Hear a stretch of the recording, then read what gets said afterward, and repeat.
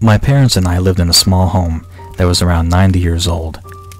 The year would have been 1996. We lived there from the time I was 7 years old to the time I was 19. From the very day that we moved in, I felt that I was not alone. One year around Christmas time, I was having a friend spend the night.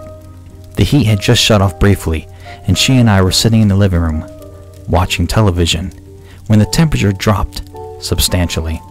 As I arose to turn up the heat, the Christmas tree began to shake violently. Ornaments were falling off right and left, and she and I were terrified. We ran up the stairs and lay down on my bed. My white cat curled up with us, and my door was open slightly. When I gazed down at the dark hallway, I was horrified to see a tall white figure run down the hall. I turned to my friend and she acknowledged she had seen the exact same thing. She never spent the night ever again.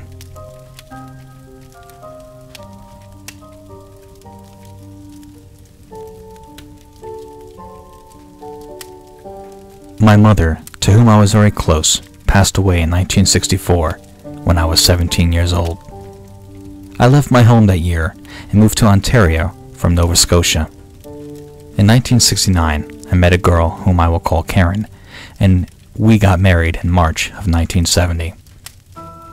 In December of 1971, we were expecting our first child. We were living in a small 1.5 bedroom bungalow.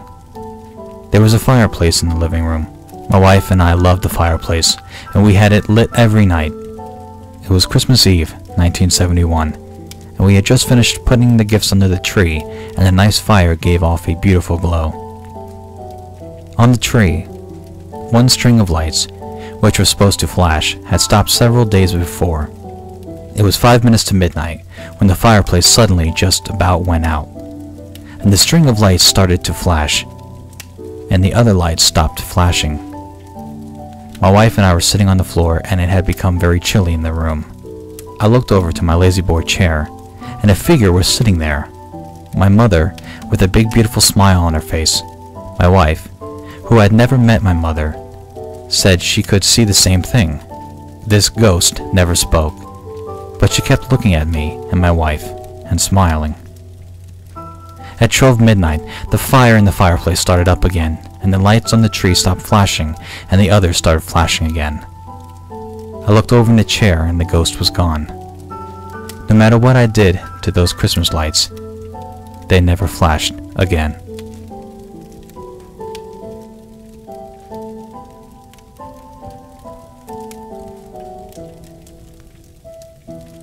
Back when it was originally released, I really wanted to get my hands on a new Xbox One X. You know the one. It was 4K ready with a considerably faster processor, so naturally, I tried absolutely everything in my power to get one as immediately as I could. My local Walmart was having one of those Black Friday sales, and like so many others, I stood patiently in line, waiting to try and beat the rush to grab one. But I was nowhere near fortunate enough to actually get one that way.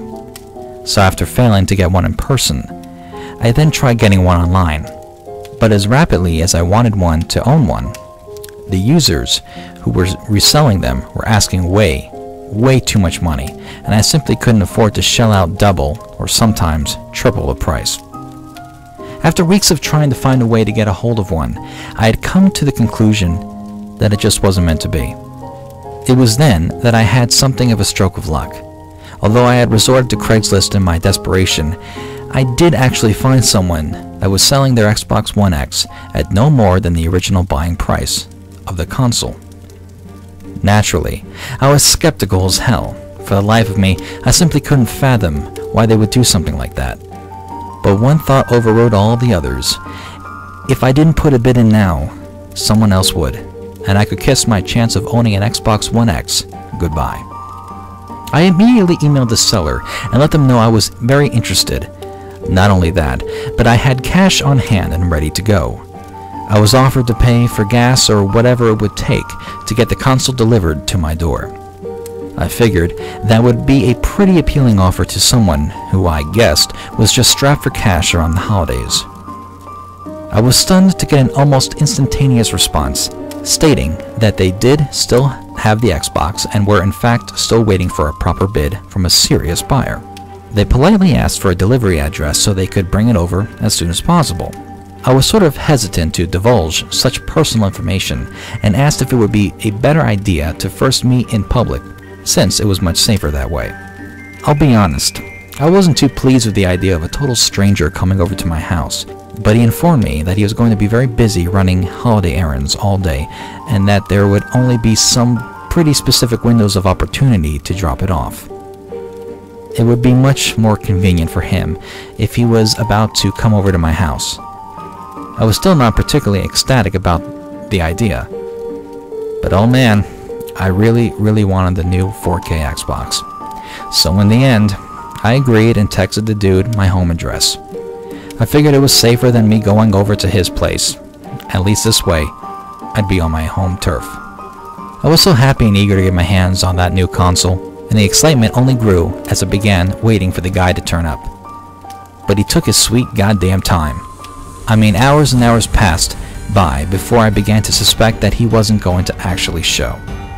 Around 1 in the afternoon, 4 hours after he was due, I was seriously losing my cool, thinking that it was a prank or something. I tried texting the guy back, asking him where he was. Previously, I had gotten pretty timely responses from the guy, but this time, I didn't hear a single thing from him. By 6 that evening, I just lost all hope. I assumed that he'd gotten a better offer from someone else and didn't have the heart to tell me he picked a new buyer. I was disappointed, more than words can possibly describe. I had gotten myself so psyched, and I can't even tell you how deflated I was. It's one thing to not have gotten the item from the store. I could come to terms with that, but I was so close to having one in my hands. It sucked having my hopes dashed so cruelly like that. But that didn't mean I'd given up entirely. So for the rest of the night, I kept looking around on Craigslist and other sites to find a new Xbox One X that was within my price range. But as I was getting ready to wind down for bed, I heard something. At first, I dismissed it as the wind or something, that it was maybe just my imagination. But then I heard it again.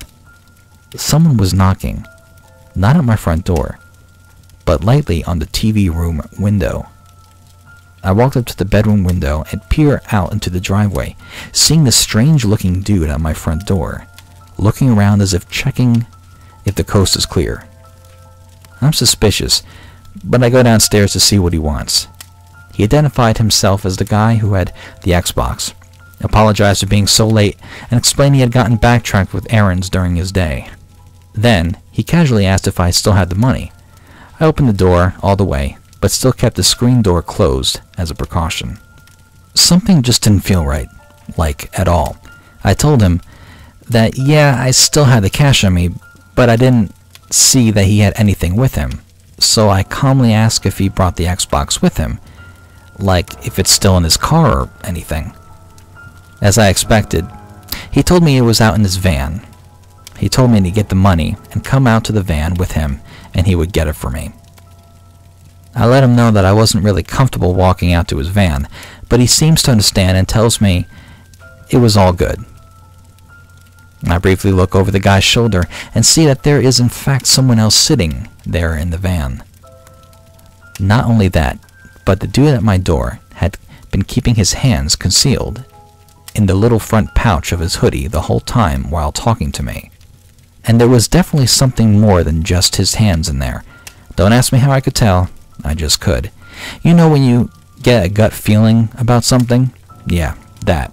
I tried to stay as chill as possible as I lied to him that I just had to go fetch my wallet and return in a minute. His mood immediately changed as I closed the door in his face before locking it. I then make a split-second decision. Better be safe than sorry. So I pull out my phone and dial 911. But as I do, I heard a loud thud on my front door, then the sound of the van's engine revving before it zooms off into the night. When I went out to check and see if he damaged my door, I nearly pissed my pants when I saw a rusty old hatchet buried in the wood.